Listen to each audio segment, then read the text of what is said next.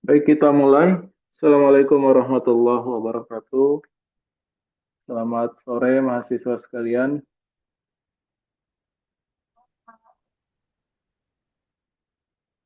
Sore Pak. Ya, Waalaikumsalam baik. warahmatullahi wabarakatuh. Sore, Pak. Sore Pak. Ya, saya off cam karena di tempat saya mati listrik, kemudian khawatir sinyalnya nanti kurang stabil. Jadi, eh, jadi saya off cam gitu ya. Baik, kita masuk di pertemuan kelima, mata kuliah penelitian pendidikan vokasional, dan saya sudah cek beberapa tugas yang sudah dikumpulkan oleh kalian. Dan sebelum masuk Zoom ini kan di LMS sudah ada rekaman ya, sudah ada rekaman bahkan dari pertemuan satu sampai pertemuan ketiga bahkan keempat materi yang ada di YouTube itu sudah ada videonya. Nah, hari ini kita masuk di pertemuan keempat, artinya melanjutkan pembahasan dari video yang seharusnya sudah disimak begitu. Cuman begini, mahasiswa semua, eh, jadikan mata kuliah penelitian pendidikan vokasional ini bukan sekedar mata kuliah yang menggenapkan mata kuliah yang dikonversi melalui program AMSP. Jadi, jadikan mata kuliah PPV ini betul-betul mata kuliah yang ingin membantu kalian dalam menyelesaikan studi, dalam hal ini menyusun skripsi. Sehingga tugas-tugas yang dikumpulkan itu, ya tugas-tugas yang sudah kalian kerjakan, kemudian kalian kumpulkan, bukan sekedar hanya menggugurkan kewajiban, begitu. Menurut saya ya, bukan sekedar menggugurkan kewajiban, tapi betul-betul eh, memang itulah topik penelitian yang akan diteruskan sampai di semester ke-6 nanti, ya. Oh, ya, maaf, semester ke-8 ya, karena kan sekarang semester 7 ya. Semester 7 dilanjutkan ke semester 8 sehingga topik yang sudah dipilih, kemudian riset-riset yang sudah dibaca, dikumpulkan, bermanfaat begitu. Jangan sekedar menggugurkan kewajiban sehingga nantinya topik-topik yang dipilih atau tugas-tugas yang dikumpulkan terlihat gitu dari sisi kualitasnya. Nah, pada kesempatan ini saya ingin mengulas kembali. Jadi, walaupun mungkin hari ini tidak maksimal mendengarkan ya, sore ini tidak maksimal mendengarkannya, nanti kan ini direkam ya. Ini direkam, kemudian silahkan nanti disimak kembali. Begitu ya. Oke. Dan saya sambil menulis di sini. Jadi, mudah-mudahan sambil menulis ini nanti dibandingkan sudah ada yang tertulis, jadi bisa lebih fokus. Baik, melalui kesempatan ini nanti ada dua pembahasan. Jadi nanti ada dua pembahasan. Pertama saya akan mengulas kembali materi pertemuan satu, ya dari bagaimana menentukan topik, kemudian bagaimana mencari masalah, jenis-jenis masalah, seperti apa riset gap, gitu ya. Sampai hari ini materinya adalah bagaimana menuliskan rumusan masalah dan menuliskan tujuan penelitian. Kemudian yang kedua nanti membahas beberapa tugas RMC yang sudah dikumpulkan. Jadi link folder ya, yang saya minta kemarin itu link folder, bukan link tugas. Jadi beberapa saya temukan justru mengumpulkannya link tugas. Ya, seperti punya Isya. Yang saya maksud ada link folder. Link folder ini seperti kawanmu ini, link folder sudah diberikan tapi nggak ada isinya. Yang benar adalah link folder, sehingga nanti tugas-tugas berikutnya ada di folder tersebut. Gitu ya. Nanti seperti Isya dan kawan-kawan yang lain yang masih salah, silakan diisi kembali Google Form-nya, dituliskan link folder yang benar. Gitu ya, bukan link tugas. Gitu ya Isya. Isya mau ngomong, silakan. Eh, izin, Pak, izin berbicara. Hmm. Jadi, untuk yang pertama, iya, saya salah, Pak. Saya masukin link tugas, tapi saya Oh, kemarin, minggu kemarin, sudah ya. sudah submit 2 kali, Pak, Oke, oke. Nanti saya cek pakai link lagi ya. folder. Ya, Iya, Pak. baik. Oke, kembali lagi ke materi, ke pembahasan kita. Jadi, yang pertama, saya mau mengulang lagi, mengulas kembali materi secara singkat materi pertemuan satu sampai materi hari ini. Ya, jadi apa yang kita bahas dari pertemuan satu sebenarnya adalah teknis penentuan judul, judul skripsi, gitu ya. Kenapa hal ini perlu dibahas? Supaya judul tersebut satu sesuai dengan riset terkini, ya, sesuai dengan riset terkini. Kalian bayangkan kalau kita punya barang, kalau kita sedang punya hobi, itu akan lebih bermakna kalau barang tersebut, kalau hobi tersebut, kalau kegiatan tersebut memang sesuai dengan tren saat ini, gitu kan? Media sosial saat ini kan kita nggak kenal lagi Friendster. Kalau zaman saya masih ada Friendster. Kalian mungkin nggak main lagi Facebook, ya, tapi kita berada di zaman media sosial yang lain. Artinya ada hal-hal yang memang dulu sempat jadi tren, sekarang sudah nggak tren lagi. Nah, begitu juga riset. Dulu sempat tren, karena sudah terlalu banyak, sudah terlalu jenuh, sehingga tidak lagi menjadi tren. Maka sekarang kita perlu melihat, menyesuaikan topik-topik yang sesuai dengan riset terkini. Itu yang pertama. Kemudian, kenapa kita perlu mengikuti langkah-langkah dari awal kemarin menentukan topik dan seterusnya, supaya sesuai dengan, ya, sesuai dengan keilmuan prodi kita, ya, pendidikan teknik bangunan. Gitu. Jadi dua hal ini kenapa teknis penentuan judul skripsi itu proses-prosesnya, ya, kita ajarkan, bahkan kita memanfaatkan artificial intelligence, memanfaatkan ChatGPT, memanfaatkan database-database jurnal internasional supaya apa? Supaya risetnya sesuai dengan riset-riset terkini. Ya. Kemudian yang perlu saya sampaikan juga, 4 tips untuk mudah, bayangkan, mudah menyusun skripsi. Nanti di bukunya Prof. Sugiono ada 4 tips ini dibahas. Ya, yang mau saya jelaskan satu, apa tipsnya? Ya, pahami bidang yang diteliti. Jadi tadi saya sempat baca ada yang tentang air treatment, ada yang tentang profil pelajar Pancasila, ya, ada yang tentang pembelajaran konstruktivistik. Nanti kalau baru ketemu istilah-istilah itu atau memang baru terinspirasi mungkin dari beberapa sumber tentang topik itu, maka jangan sekali bacanya. Maka kemarin kan saya minta ada tugas untuk membuat matriks riset gap. Disitulah kesempatan untuk kalian memahami betul apa topik yang dipilih, gitu ya. Pahami bidang yang diteliti. Salah satunya ini. Yang kedua nanti, ya, pahami metodenya. Kemudian buku panduan. Nah, ini harus punya semua ya. Buku panduan skripsi. Download di website FT ada, searching di Google ada. Buku panduan skripsi FT tahun 2023. Dan itu sudah harus mulai dilihat. Diikuti formatnya, paling tidak mulai menyusun cover, daftar isi, kata pengantar, dan seterusnya. Baru terakhir adalah komunikasi yang baik dengan dosen pembimbing.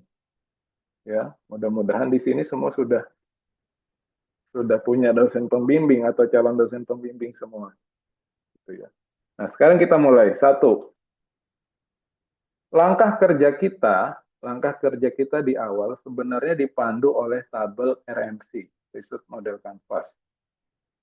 Ya, ada mulai topik, masalah, tujuan, teori, kebaruan, kemudian metode. Pertemuan 1 sampai pertemuan 4 baru 3 kotak yang di atas. Topik, masalah, tujuan. Nah, sekarang saya mulai, ya. Saya mulai dari kotak yang pertama kembali. Ya, ketika kita bicara topik. Topik. Ada dua keadaan di sini. Ya, ada dua keadaan di sini. Ada mahasiswa yang sudah punya topik sejak semester awal sejak awal atau di awal semester 7 mereka sudah tertarik pada topik-topik tertentu atau mungkin memang sudah punya rancangan judul ketika awal-awal semester. Tapi ada kondisi di mana belum ada topik. Maka perlakuannya beda untuk masing-masing mahasiswa. Ya, kita bahas yang belum ada topik dulu nih. Ya, untuk yang belum ada topik, maka tidak perlu khawatir. Ya, jadi saya bagi dua dulu di sini.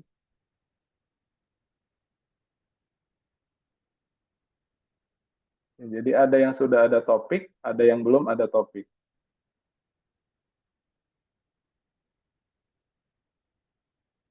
Oke, bagi yang belum ada topik, maka kemarin sudah saya berikan ya link jurnal internasional, International Journal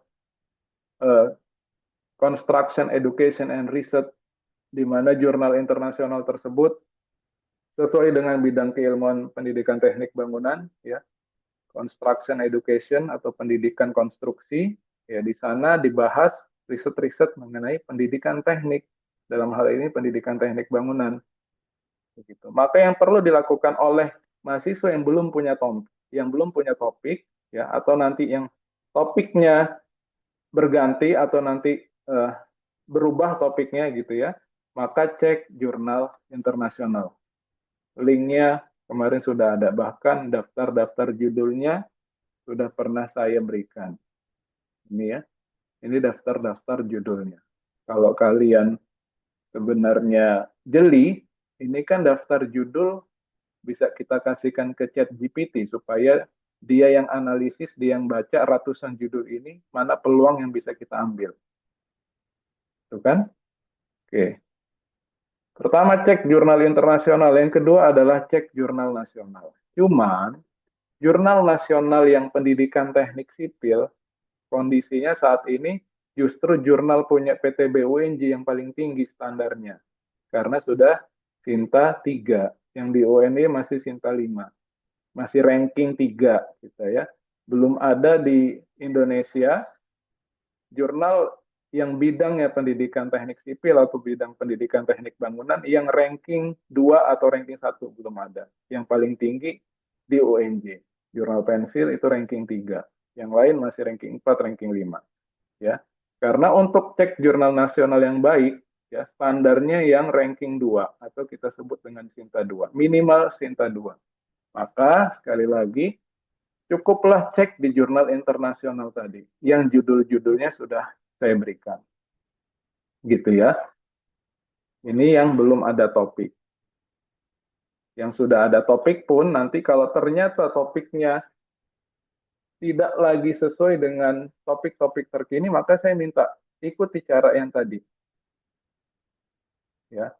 Nah, berikutnya ketika masing-masing mahasiswa yang sudah ada topik maupun belum ada topik sudah akhirnya setelah mendapatkan inspirasi dari jurnal internasional, ya, maka langkahnya adalah mencari 200 artikel yang relevan dengan topik tersebut menggunakan aplikasi Publish or Perish. Dan ini yang belum saya lihat di tugas RMC yang sudah kalian kumpulkan. Padahal langkahnya, caranya, cara installnya, di mana installnya, sudah pernah saya demokan di pertemuan kedua. Nanti dicek lagi di LMS atau di YouTube, di channel YouTube saya, ya sudah ada rekamannya. Manfaatkan aplikasi atau software Publish or Perish, maka carilah 200 artikel yang relevan.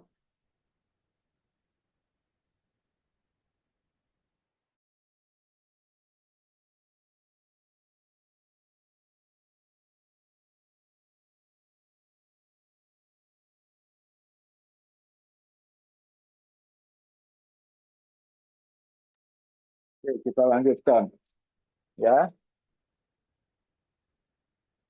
dan kelihatan mahasiswa yang sudah menggunakan Publish or Perish dan yang belum ya. Maka yang belum Ya, sudah ada topik tapi belum melalui langkah ini, silahkan cari 200 artikel tersebut. Karena publish or perish, ya maksimal memang 200 artikel. Kenapa harus 200? Karena nanti ya kita akan dibantu menganalisisnya. Dari 200 tersebut, ini dengan catatan ya, ini ada catatan, ada strategi, catatan. Manfaatkan terminologi topik dengan bahasa Inggris.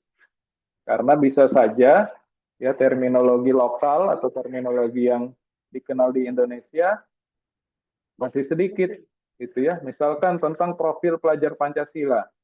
Ya mungkin tidak sampai ratusan, tapi coba gunakan topik yang lain, misalkan pembelajaran konstruktivistik ya, konstruktivistik, maka akan ditemukan lebih banyak lagi.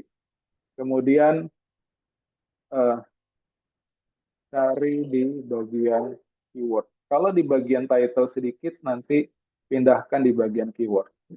Dan harus 5 tahun terakhir. Ya, 200 artikel yang dicari di publish or perish, ya, manfaatkan terminologi topik dengan bahasa Inggris. Ya. Tentu yang pertama cek dulu yang bahasa Indonesia, kemudian yang kedua dengan bahasa Inggris, baru cari di bagian title, kalau memang masih sedikit pindahkan ke keyword, kemudian batasi riset-riset yang 5 tahun terakhir. Oke, ini kita masih bicara topik, jadi sudah ada langkah 1, kemudian langkah 2. Langkah ketiga masih bicara topik, ya. Ini supaya topiknya betul-betul sesuai dengan riset terkini. Ya. Yang ketiga adalah manfaatkan ChatGPT untuk menganalisis 200 artikel tersebut. Ya, apa yang diminta ChatGPT, apa yang kita perintahkan ke ChatGPT, kita minta ChatGPT untuk menentukan, ya, menentukan research gap dari daftar judul tersebut. Ya, bahkan contoh promnya sudah saya pernah berikan. Contoh promnya sudah pernah saya berikan, dan ini bisa dipakai yang ini ya.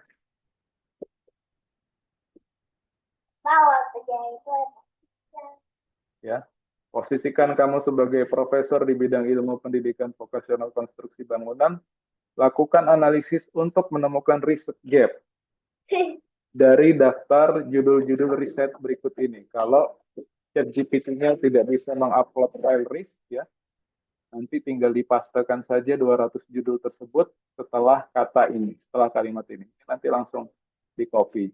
Judul 2, judul 3, sampai judul 200. Ya, manfaatkan prompt yang ini. Oke, ini yang saya highlight kuning ya. Dan kita nggak perlu baca, kalau sebelum ada AI ya harus dibaca 200-nya. Minimal baca judulnya. Ya, karena sudah ada ChatGPT, maka kita manfaatkan ChatGPT untuk menganalisis bagian yang ini. Oke, sehingga dia nanti bisa menemukan riset gap atau celah penelitian dari 200 judul tadi. Oke, kemudian yang keempat ini ya, berarti setelah ini ya pilih satu masukan dari rekomendasi ChatGPT. Ya, nanti dia akan mengeluarkan beberapa rekomendasi, ya, tema penelitian A, riset gap-nya ini, tema penelitian B, riset gap-nya ini, maka kita sesuaikan dengan passion kita. Oke, dari rekomendasinya ChatGPT. Nah, inilah kotak yang pertama topik. Ya, sehingga topik-topik yang nanti ketemu, ya, betul-betul berdasarkan database 200 artikel, kemudian dianalisis oleh ChatGPT, dan sudah terlihat riset gap-nya. Ya, berdasarkan temuan dari ChatGPT. Mengapa kita buat matriks riset gap? Supaya memverifikasi itu. Oke, sekarang saya ke kotak yang kedua ya. Ke kotak yang kedua ini sekarang bagian masalah.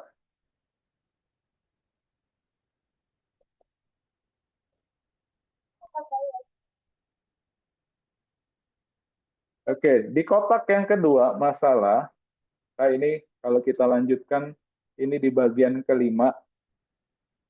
Ya, ini 1, 2, 3, 4, ini kelima. Ya.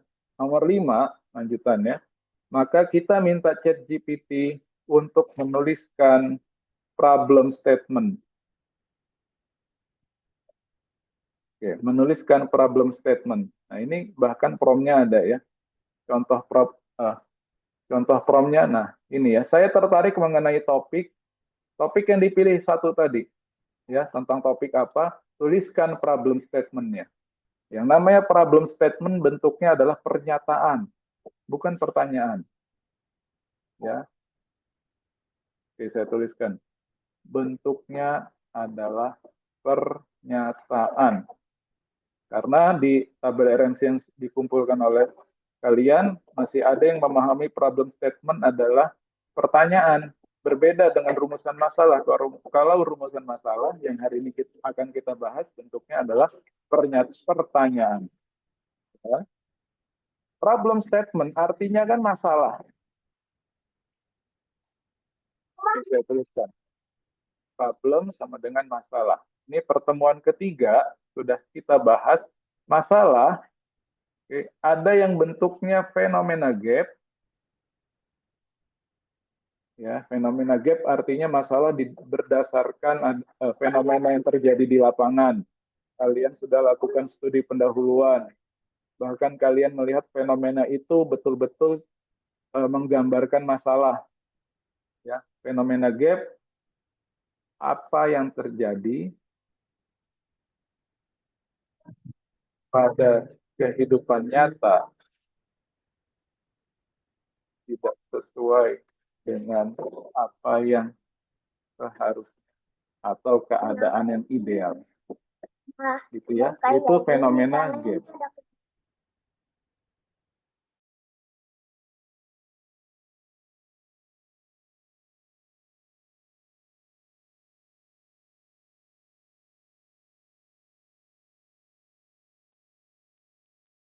Oke, jadi fenomena gap apa yang terjadi pada kehidupan nyata atau apa yang terjadi ya tidak sesuai dengan apa yang seharusnya. Nah, kemudian masalah yang kedua atau sifat masalah yang kedua adalah riset gap. Riset gap dari mana? Riset gap berangkat dari penelitian-penelitian terdahulu. Materi pertemuan ketiga ya, jenis-jenis riset gap sudah kita bahas. Ya. Dan dua-duanya ini menggambarkan masalah. Oke. Sekarang baru kita masuk masih di kotak yang kedua. Jadi nanti ya, di tabel RMC yang awal saya kirim, tabel RMC yang pertama saya kirim, ya bagian rumusan masalahnya belum ada. Ya, masih kotak keduanya masih sampai problem statement. Nanti tolong ditambahkan ya di bawah problem statement adalah rumusan masalah.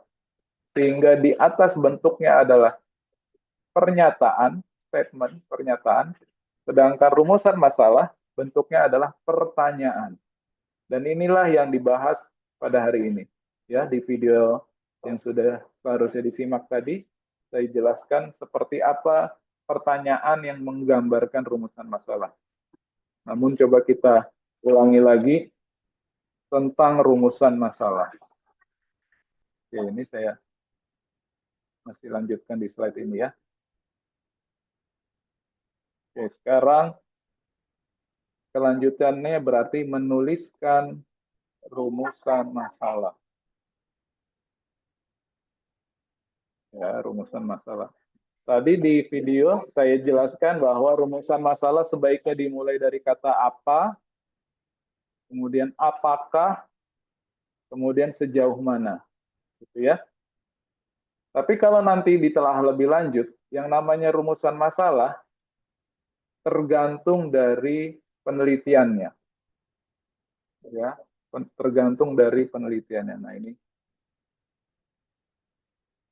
saya jelaskan pembagian rumusan masalah berdasarkan metode penelitian. Oke. Satu, ada rumusan masalah yang sifatnya deskriptif. Jadi penelitiannya ini penelitian deskriptif. Penelitian deskriptif. Ya, misalkan judul risetnya nanti atau kalian mau meneliti tentang produktivitas tenaga kerja konstruksi. Ya, misalkan judulnya produktivitas kerja tenaga kerja konstruksi pada perusahaan X, misalkan seperti itu. Ya, maka nanti rumusan masalahnya, ini saya singkat RM ya, rumusan masalahnya berarti nanti seberapa tinggi. Ya, seberapa tinggi misalkan produktivitas kerja karyawan pada perusahaan X. Ya. Jadi bisa menggunakan kata seberapa. Oke. Kenapa perlu diajarkan rumusan masalah ini? Karena berdasarkan pengalaman pasti rumusan masalah mahasiswa menuliskan bagaimana. Padahal level bagaimana itu level yang paling tinggi. Ya, level bagaimana itu level yang paling tinggi. Di bawah bagaimana itu banyak kalimat tanya yang bisa digunakan, kemudian banyak dari kalimat-kalimat tanya yang digunakan tersebut sebenarnya nanti akan memperkaya bagian bab 4 atau pembahasan. Nah, ini yang deskriptif.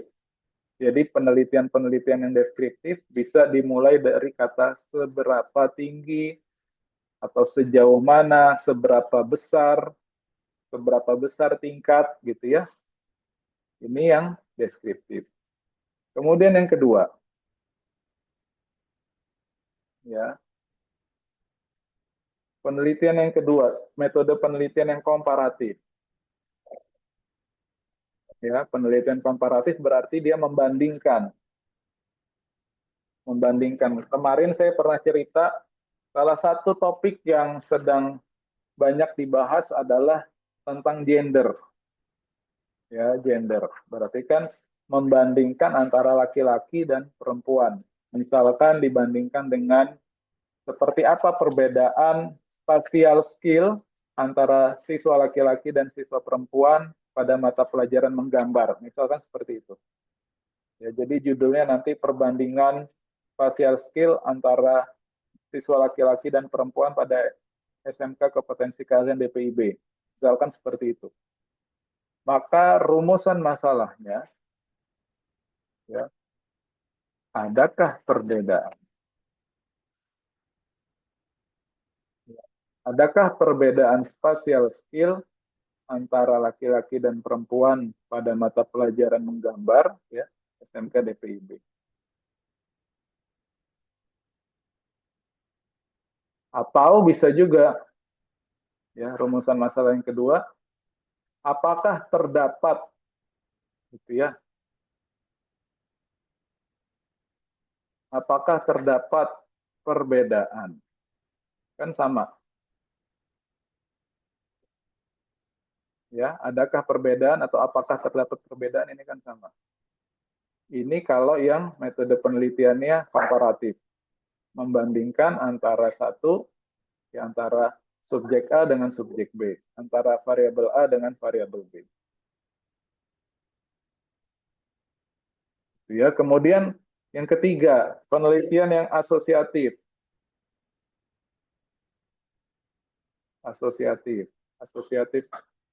Asosiatif ini yang hubungan, ya, asosiatif yang simetris. Jadi ada dua, nanti apalagi banyak yang membaca deskripsi yang judulnya hubungan, ada yang judulnya pengaruh. Sebenarnya metode penelitiannya atau metode penelitiannya sama-sama kuantitatif, pendekatan penelitiannya sama-sama kuantitatif, tapi sifatnya Sifatnya ada yang asosiatif simetris, itu judulnya hubungan, dan ada yang asosiatif kausal, judulnya pengaruh. Nah, untuk yang asosiatif simetris, yang judulnya hubungan, biasanya depannya hubungan, maka rumusan masalahnya adalah nanti bisa didahului dengan rumusan masalah yang seperti deskriptif, ya. Jadi contoh yang asosiatif simetris misalkan, ini judul ya, judulnya.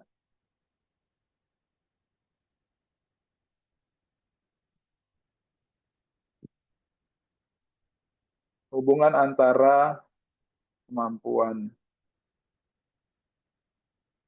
matematis dengan hasil belajar mata kuliah mekanika teknik. Misalkan seperti ini. Misalkan judulnya seperti ini nih ya. Maka nanti rumusan masalahnya adalah bisa melihat dulu seberapa tinggi atau seberapa besar kemampuan matematis, ya. Kemudian bisa melihat seberapa besar hasil belajar mata kuliah mekanika teknik atau seberapa tinggi atau eh, berapa rata-rata ya hasil belajar mata kuliah mekanika teknik. Kemudian yang ketiga adalah seberapa besar hubungan antara kemampuan matematis dengan hasil belajar mata kuliah mekanika teknik. Jadi kalau saya gambarkan eh, yang asosiatif simetris, ya judulnya hubungan antara kemampuan matematis dengan hasil belajar mata kuliah mekanika teknik. Jadi nanti di sini ada tiga, bisa ada tiga rumusan masalahnya.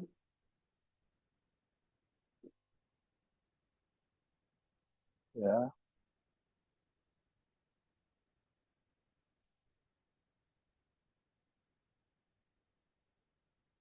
seberapa tinggi gitu ya. Cocok seberapa tinggi kemampuan matematis siswa. Yang kedua, berapa rata-rata. Jadi yang nomor satu dan nomor dua ini kan tetap deskriptif. Berapa rata-rata hasil belajar mata kuliah mekanika teknik. Baru yang ketiga, ya seberapa besar hubungan.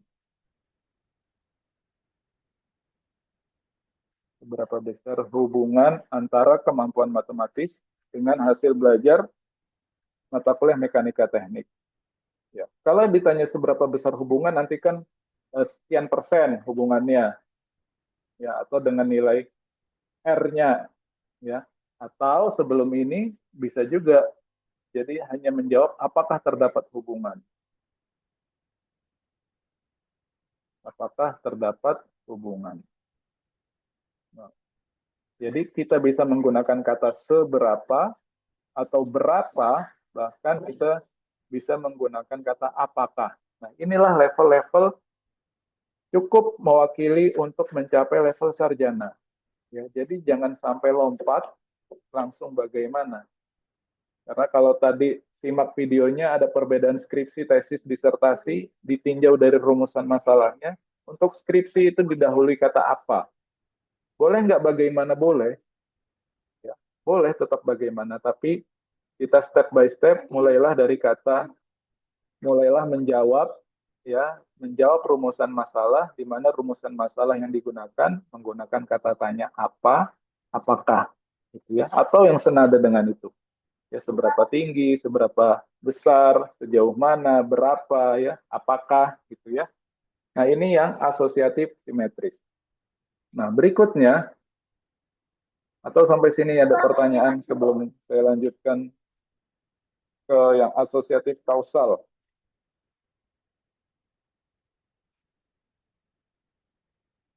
Pertanyaan? Pak izin bertanya. Iya, sekarang. Sebelumnya ini kan terkait dengan topik saya sendiri ya Pak, yang mana saya itu membahas mengenai pengelolaan dari sebuah risiko. Yang secara tidak langsung itu kan nantinya akan membahas terkait dengan proses-prosesnya ya Pak, langkah-langkahnya, mulai dari identifikasi sampai nanti ke tahap evaluasi gitu ya Pak.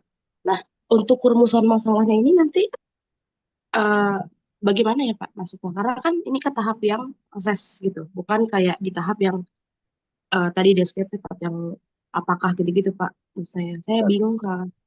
Saya belum bisa menentukan karena nanti saya harus membaca outline-nya terlebih dahulu ya, Sekar ya. Cuman saran saya, walaupun nanti menjelaskan tentang proses, berarti kan memang harus ada kata bagaimana. Cuman ya jangan langsung bagaimana. Poin satu, poin kalau ada dua rumusan masalah, nanti punya Sekar itu tetap didahului oleh kalimat tanya yang menjadi dasar dulu. Ya, misalkan tadi kan tentang resiko ya, Iya Pak, pengelolaan resiko. pengelolaan resiko. Resiko apa sih yang dimaksud?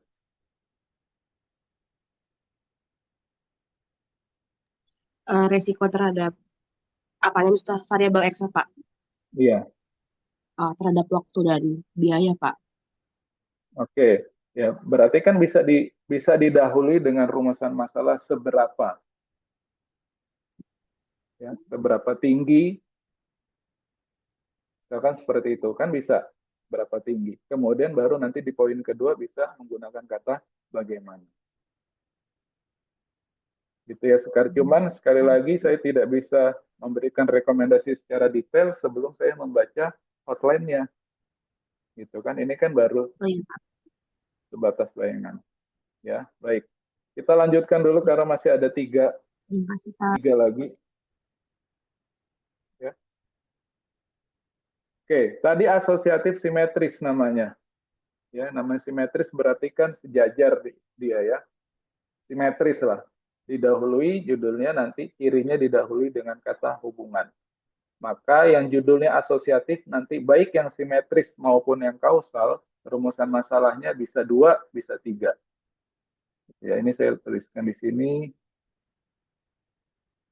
Yang keempat, asosiatif kausal. Ini sebab akibat. Oke, judul contohnya, contoh judulnya.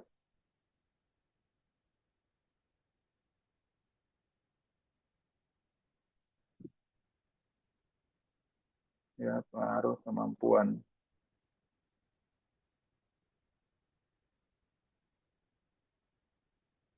Tadi sudah kemampuan matematis ya.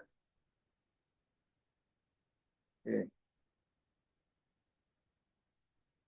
Misalkan ini, pengaruh berpikir komputasi. Jadi kalau ada istilah computational thinking, berpikir komputasi. Berpikir komputasi itu ada orang yang ketika, contoh sederhananya, yang ketika belanja, beberapa item belanja, dia akan cepat menghitung, tahu jumlah belanjaannya berapa. Tapi kan ada orang yang ketika menerima kembalian dari kasir, itu butuh waktu beberapa detik untuk memastikan jumlah kembaliannya benar. Nah, gambaran sederhananya itu, berpikir komputasi. Ya, pengaruh berpikir komputasi terhadap, misalkan gini ya. Jadi, kalau dia depannya hubungan, pasti ada kata dengan di tengah. Oke, kalau depannya pengaruh, tengahnya pasti ada kata terhadap. Pengaruh variabel X terhadap variabel Y, gitu ya. Pengaruh berpikir komputasi terhadap, misalkan ya, hasil belajar statika ya pada siswa. Contohnya ini, misalkan seperti ini. Maka nanti rumusan masalahnya sama seperti tadi, bisa dua bahkan bisa tiga. Gitu ya. Pertama, rumusan masalahnya seberapa tinggi tingkat berpikir komputasi, tingkat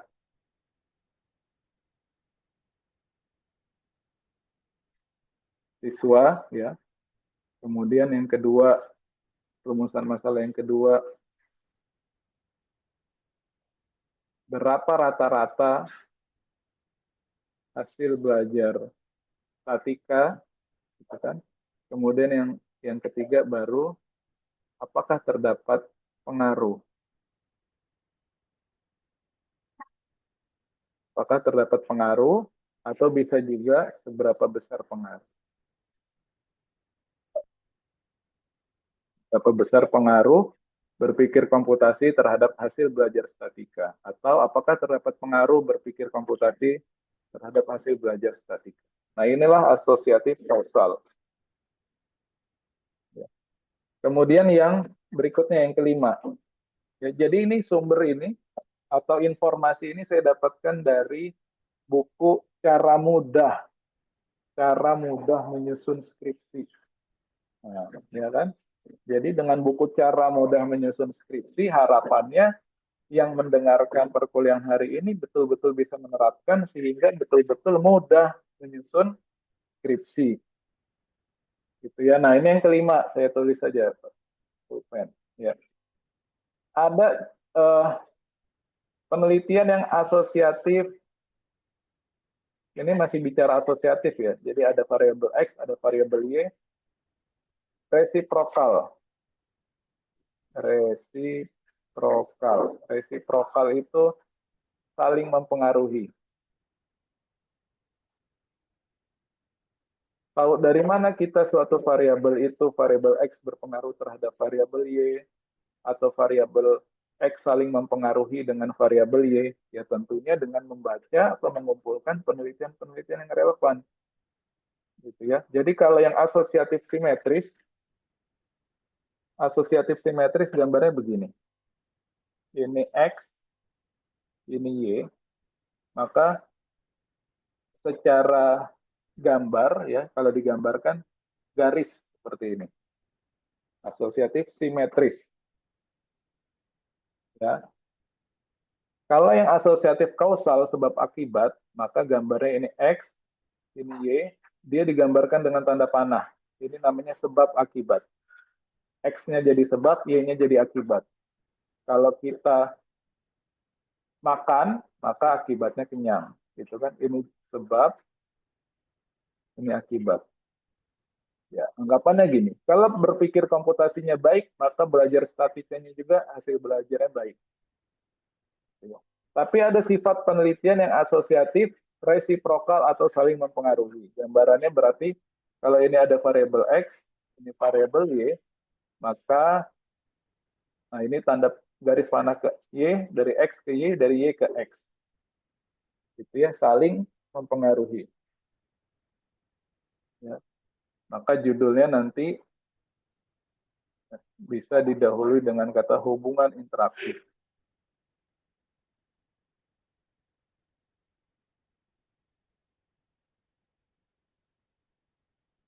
Ya, misalkan gini, ada hubungan interaktif antara,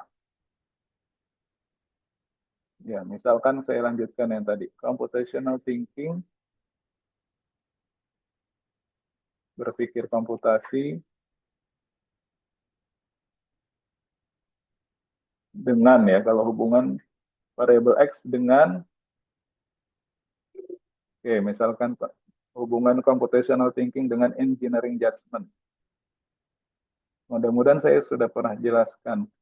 Engineering judgment itu kemampuan seorang tenaga profesional konstruksi ketika dia menganalisis secara cepat berdasarkan pengalaman dan berdasarkan wawasan pengetahuan yang telah dia peroleh.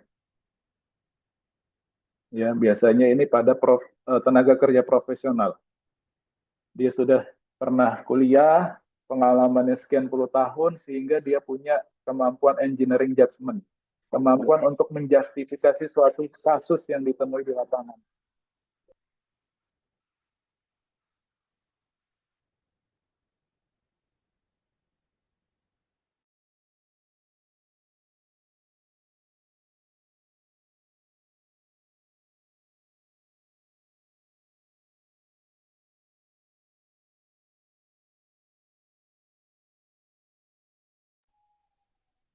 Jadi ini sifatnya saling mempengaruhi. Seperti apa rumusan masalahnya? Rumusan masalahnya nanti sama seperti yang asosiatif yang lain. Bisa 3 rumusan masalah. Pertama, seberapa tinggi, ini rumusan masalah. Seberapa tinggi tingkat computational thinking-nya, ya sama, ini seberapa tinggi. Kemudian yang kedua, seberapa tinggi tingkat engineering judgment-nya. Kemudian, adakah hubungan interaktif antara computational thinking dengan engineering judgment. Ya, jadi rata-rata kalau penelitian asosiatif bisa 3 rumusan masalah. Tapi ingat, untuk menjadi sarjana sebenarnya cukup 1 rumusan masalah. Cukup 1 rumusan masalah. Bahkan kalau kita baca buku Prof. Sugiono tadi, ya, level yang paling rendah dalam skripsi itu levelnya ketika penelitiannya deskriptif. Boleh nggak? Boleh. Ya, boleh yang level deskriptif ini boleh. Tapi ini level yang paling rendah. Ya, ada level-levelnya. Level dari tingkat kesulitan lah ya. Kemudian naik ke level kedua ini ketika riset itu atau skripsi tersebut adalah membandingkan, mengkomparasi. Kemudian naik ke level ketiga, maka level yang ketiga yang sifat risetnya adalah asosiatif. Ya, membandingkan, bukan hanya sekedar mengkomparasi, tapi melihat apakah ada hubungan atau adakah pengaruh antara variabel X dan variabel Y. Gitu ya. Kemudian ini tingkatan terakhir lah yang paling tinggi. Apa itu tingkatan yang terakhir yang paling tinggi? Ketika ada sifat penelitiannya adalah asosiatif kausal, tapi ada 2 variabel independen. Asosiatif kausal dengan 2 variabel independen atau 2 variabel bebas. Ya, ada X, ada Y, ada X1, maaf, ada X1, ada X2, kemudian ada Y. Ya, pengaruh X1 terhadap Y, pengaruh X2 terhadap Y, kemudian pengaruh X1 dan X2 bersama-sama terhadap Y. Jadi di sini bisa 1, 2, bisa 5. Rumusan masalahnya ini bisa 1, ya, kita seberapa tinggi variabel X1. 2, seberapa tinggi variabel X2. Bukan? Yang ketiga, seberapa besar pengaruh X1 terhadap Y. Yang keempat, seberapa besar pengaruh X2 terhadap Y. Yang kelima, seberapa besar pengaruh X1 dan X2 secara bersama-sama terhadap Y. Maka inilah level skripsi yang paling tinggi. Kalau variabel independennya lebih dari 1. Ya, nanti di level magister atau doktoral ya nanti bisa lebih kompleks lagi. Itu ya. Nah, inilah yang materi inilah yang akan yang sebenarnya melengkapi video yang sudah kalian simak tadi. Jadi ini mudah-mudahan ada nanti ya yang berani risetnya, coba kita belajar menerapkan yang asosiatif kausal dengan 2 variabel bebas gitu ya. Nanti di sini seberapa tinggi misalkan atau seberapa besar yang variabel X1-nya, ini sama seberapa tinggi atau seberapa besar variabel X2-nya. Ini pertanyaannya seberapa besar pengaruh, ya ini mulai tanya, ada kata pengaruh X1 terhadap Y, ini yang keempat pengaruh X2 terhadap Y, yang 5 pengaruh X1 dan X2 terhadap Y. Nah, inilah yang asosiatif kausal dengan 2 variabel bebas. Contoh penelitiannya seperti apa? Ya, banyak sekali. Ya, misalkan pengaruh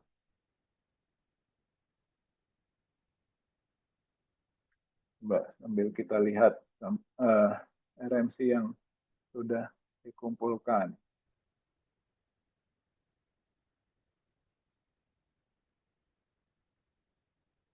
Oke, misalkan topik media pembelajaran. Boleh nggak media pembelajaran? Boleh. Tapi ya jangan lagi pengembangan. Ya, misalkan gini. Oke, misalkan pengaruh media pembelajaran. Oke, dan misalkan ya, pengaruh media pembelajaran dan spatial skill terhadap ya, terhadap hasil desain siswa gitu ya. X1 media pembelajaran, X2 spatial skill, Y-nya adalah hasil desain. Gitu. Topiknya tentang media, termasuk topiknya tentang media pembelajaran. Ya, meskipun media pembelajaran menjadi salah satu variabel yang diteliti. Tuh, oke, sampai sini ada pertanyaan. Jadi sambil menunggu jika ada yang tanya ya. Jadi saya melihat kuliah akan lebih efektif kalau kita ada kesempatan untuk tatap muka ya. Jadi sama seperti angkatan 2022, nanti eh, kelas ini, kelas ini setelah pertemuan minggu ini, nanti saya akan buat jadwal, saya akan merekap waktu saya kosong, di mana di waktu tersebut kita akan lebih banyak diskusi, tapi one by one. Jadi sifatnya itu seperti bimbingan lah. Ya, cuman bisa lewat Zoom, ya, bisa lewat kalau saya di kampus dan kalian memang sedang ada di kampus, ya akan lebih baik lagi kalau ketemu di kampus ya. Gitu. Jadi nanti teknisnya per 5 orang, teknisnya per 5 orang. Ketika Zoom juga sebaiknya per 5 orang supaya paling tidak ketika ada riset yang dikomentari temannya juga melihat, gitu ya. Oke, silakan jika ada pertanyaan.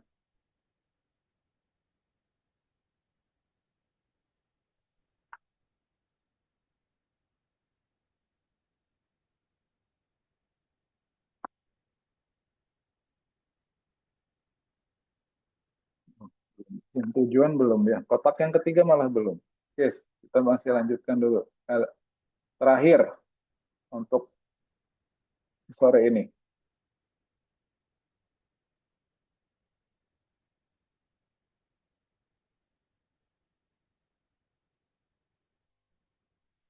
Oke, kembali ke kotak RMC tadi. Jadi topik tadi dibantu ya prosesnya sudah saya jelaskan termasuk dibantu publish or perish, dibantu ChatGPT, rumusan masalah juga termasuk dibantu ChatGPT, ya problem statement maksud saya dibantu ChatGPT. Untuk rumusan masalah ini murni dari pemikiran sendiri.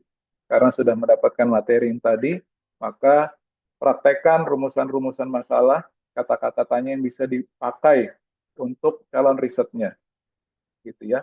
Nah, sehingga ketika mengisi bagian tujuan di kotak yang tujuan, ya, berdasarkan gap tersebut, maka riset ini bertujuan untuk ya, fokus ke tujuan dulu. Ya, karena di kotak tujuan ini ada dua sebenarnya. Ya, ini tujuan, kemudian ini adalah pertanyaan riset. Sekarang kita fokus yang di tujuan dulu. Untuk tujuan, sebenarnya akan lebih mudah ketika rumusan masalahnya sudah benar. Ya, bahkan prompt untuk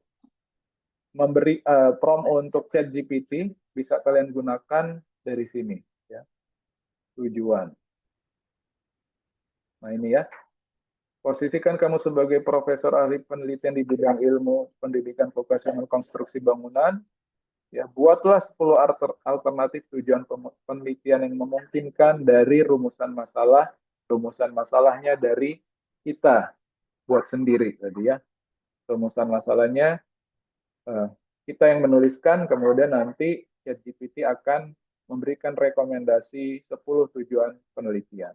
Dan tidak semuanya, tidak 10-10-nya. Nanti dari 10 tadi, kita akan cek, kita akan verifikasi mana yang achievable. Achievable itu mana yang bisa dicapai, mana yang bisa dikerjakan dalam waktu yang tidak terlalu lama. Gitu ya. Jadi ini saya copy. Ini ya, bicara tujuan.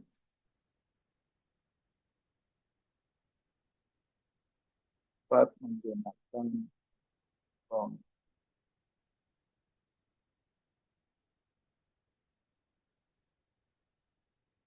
Hmm.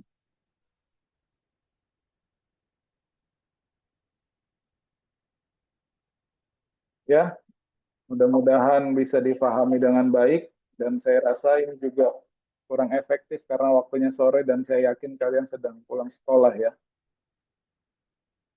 Sedang pulang sekolah dan nanti silakan saja didengarkan kembali dan saya minta tolong ke Rizky sama Yolanda nanti tolong dibantu untuk memplotting jadwal-jadwal bimbingan, bukan bimbingan sih, jadwal asistensi ke semua teman-temannya gitu ya. Yolanda silakan Yolanda.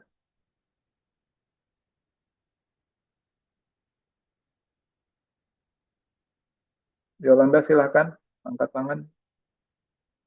Ada yang mau disampaikan?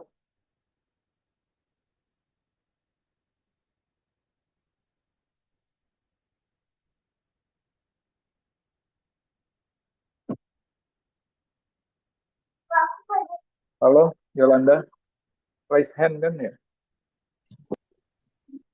Pencet. Atau silakan jika ada pertanyaan yang lain.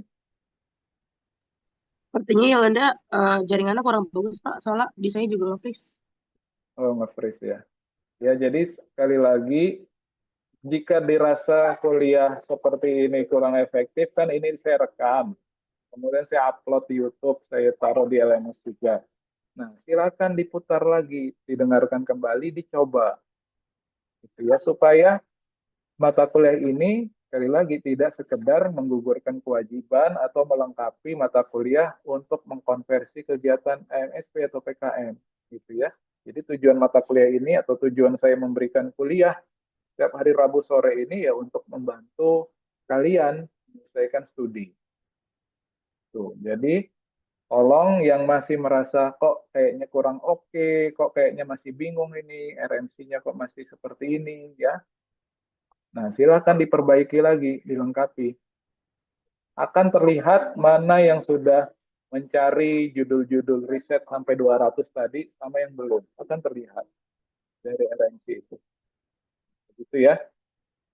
Dan mulai minggu depan kita sudah mulai menulis outline. Ya. Outline ini bukan untuk tugas, tapi untuk skripsi. Sekali lagi saya ingatkan supaya sadar. Outline untuk skripsi. Jadi, ayolah fokus.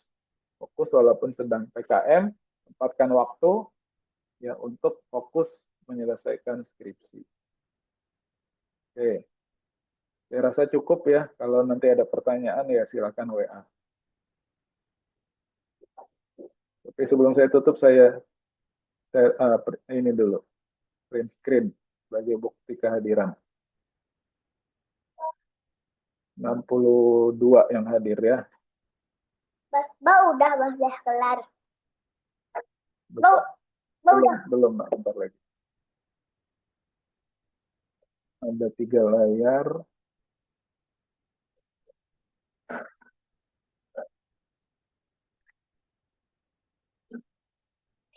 Oke, itu saja. Semoga bermanfaat.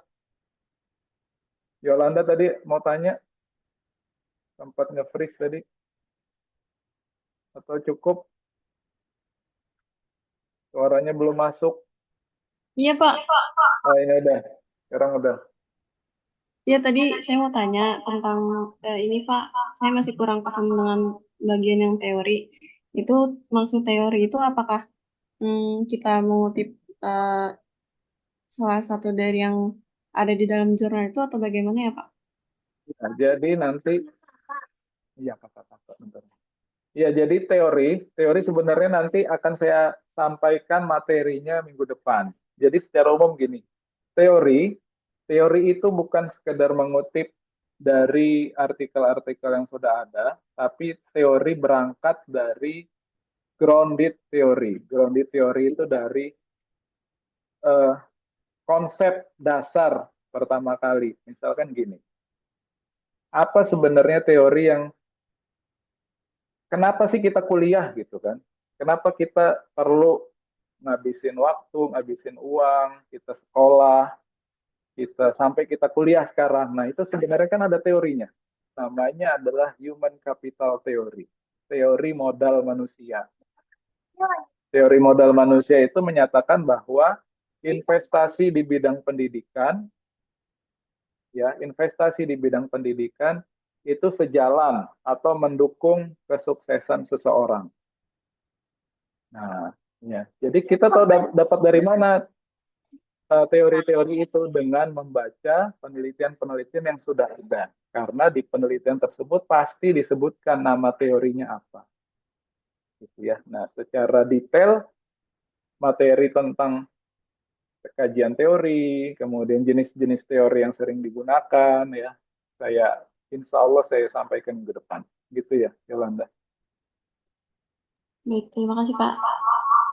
Mau Ya, tanya lagi baik. Pak, Iya, Yolanda, yang silakan. tentang jadwal bimbingan itu maksudnya gimana ya Pak? Jadi saya tanya satu-satu teman-teman yang Bukan. bimbingan dengan beberapa dosen. Iya, jadi nanti saya akan buatkan spreadsheet Excel, di mana di spreadsheet itu jadwal-jadwal yang saya bisa, baik nanti online maupun offline, gitu. Nanti mahasiswa, nanti tugasnya Yolanda sama Rizky, tolong bantu share aja link itu, ya, diisi oleh setiap mahasiswa kapan bisanya. Dan itu per 5 orang, gitu ya. Ya, baik, terima kasih Pak. Baik, itu saja mungkin ya, karena juga sudah 4:30. Saya akhiri, mudah-mudahan bermanfaat. Saya akhiri, Assalamualaikum warahmatullahi wabarakatuh. Waalaikumsalam warahmatullahi wabarakatuh. Terima kasih. Waalaikumsalam warahmatullahi wabarakatuh. Terima kasih Pak. Terima kasih, Pak. Pak.